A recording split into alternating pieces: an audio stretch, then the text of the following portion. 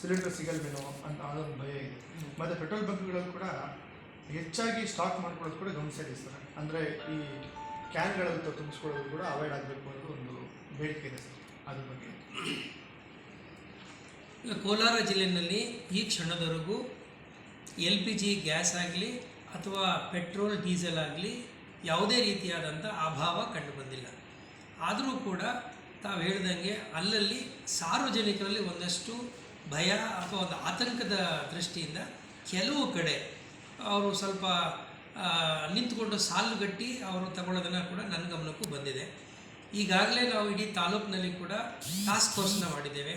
ತಹಶೀಲ್ದಾರ್ ಇರ್ತಾರೆ, assistant director food ಇರ್ತಾರೆ, ಮತ್ತು FS ಇವರೆಲ್ಲರೂ ಏನು ಮಾಡ್ತಾ ಇದ್ದಾರೆ, ಪ್ರತಿನಿತ್ಯ ಏಜೆನ್ಸಿಗಳಿಗೆ ಹೋಗ್ತಾ ಇದ್ದಾರೆ, ಗೋಡೌನ್ಗಳು ವಿಸಿಟ್ ಮಾಡ್ತಾ ಇದ್ದಾರೆ, ಹೋಟೆಲ್ಗಳಲ್ಲಿ ವಿಸಿಟ್ ಮಾಡ್ತಾ ಇದ್ದಾರೆ, ಆಮೇಲೆ ಪೆಟ್ರೋಲ್ ಬಂಕ್ಗಳು ಕೂಡ ವಿಸಿಟ್ ಮಾಡಿ ಸಾರ್ವಜನಿಕರಲ್ಲಿ ಮನವರಿಕೆ ಮಾಡ್ಕೋತಾ ಇದ್ದಾರೆ.